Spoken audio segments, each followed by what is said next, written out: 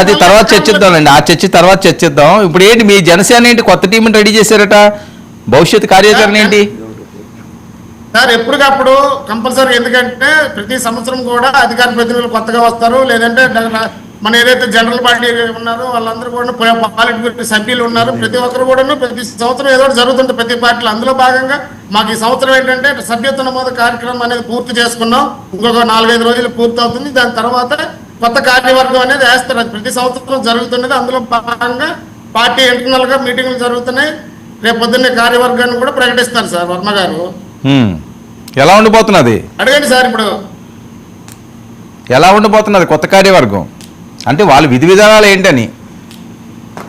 Sir విధి విధానాలు ఏ party, మా తాలూకా పార్టీ సిద్ధాంతాలు, మా పార్టీ యొక్క ఏంటి, ఏ రకంగా వెళ్ళాలి, నాయకులు ముందుకు నడవాలి, పార్టీ బలోపేతం ఎలా చేసుకోవాలి, రేపు స్థానిక సంస్థలు వస్తున్నాయి, స్థానిక సంస్థల్లో మనం ఏ రకంగా మనం గ్రౌండ్ లెవెల్లో మనం వర్క్ చేసుకోగలగాలి, మన పార్టీ బలపడాలని చెప్పేసి రకరకాల వ్యూహాలు ఉంటాయి. దాని నాయకులు క్యాడర్కి అందరికీ సలహాలు సూచనలు చేయడం జరుగుతుంది, వర్క్షాపులు నిర్వహించడం జరుగుతుంది. ఆల్రెడీ మాకు గత 5-6 నెలల నుంచి కూడా వర్క్షాపులు జరుగుతున్నాయి. మాకు పార్టీకి తాలూకా దిశానిర్దేశాలన్నీ ఇవ్వడం జరుగుతుందండి వర్మ.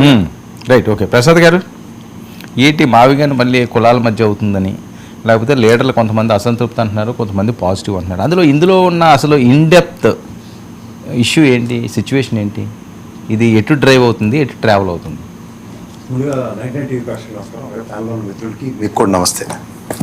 అలాగే మీరు ఇవాళ స్టూడియోలోకి రాగానే జనసేన మిత్రులు లక్ష్మీవారం నుంచి అరంగేట్రం చేస్తారు మళ్ళీ అన్నారు. వెల్కమ్. సురేష్ గారు, మీరు కూడా అధికార ప్రతినిధుల లిస్టులో కానీ లేదా పొలిట్ బ్యూరో మెంబర్లో కానీ ఉంటే I'm the first person to feel happy. అంటే ఇప్పుడు కొత్త సభ్యుల్లో మీరు కూడా ఉంటే బాగుంటుంది అది. ఎందుకంటే కో ప్యానలిస్టులు అందరికీ పాత మిత్రులు మళ్ళీ వెనక్కి వస్తే అందరికీ ఆనందంగానే ఉంటుంది, అంతకన్నా ఇంకేం లేదు. రెండోది ఏంటంటే అంటే ఎవరు అందరూ ఎవరండి, ఎవరు ఏదో మాకేమైనా శత్రుత్వాలు ఉంటాయి వాళ్ళకి మాకు ఎవరికైనా, అది కాదు. కానీ ఇవాళ ఈ టాపిక్ వస్తే ఫస్ట్ థింగ్ మీరు ఎవరు మొదలెట్టారు? మీరు 25 సార్లు రోజా గారి గురించి చాలా ప్రమాణంగా చేసినట్టు సోషల్ మీడియా అదే తమిళనాడులో ఏదో ప్రచారానికి వెళ్తున్నారు ఆవిడ, అక్కడ ఏమైనా వర్కౌట్ అయితే సేఫ్ అవుతారని నేను అంటుంది. ఆవిడ ప్రచారం విషయం కన్నా ముందు అసలు ఈ టాపిక్ మీరు అన్నట్టు కులాల మధ్యలో ఒక ప్రేరణ కలిగించే అంశం పార్లమెంటు సభల్లో, ఉభయ సభలకు సంబంధించిన అంశంలో, రాజ్యసభలో ఖమ్మం నుంచి ప్రాతినిధ్యం వహిస్తున్న ఒక కాంగ్రెస్ అభ్యర్థి సేమ్ చౌదరి సామాజిక వర్గానికి చెందిస్తున్నాడు. ఇవాళ నుంచి కమరావతిని పిలవండరా అని సగర్వంగా ఆవిడ అనౌన్స్ చేసింది. అది ఎవరూ ఖండించలేదు. రెండోది ఏంటంటే ఇవాళ దీనికి పోటాపోటీగా మచిలీపట్నంలో మన కాపు సోదరులు ఎక్కువగా ఉండేసరికల్లా మీరా నేనా అన్న పరిస్థితి వస్తుంది. ఇవాళ మీరు వేరియస్ పాకెట్స్ ఇక్కడ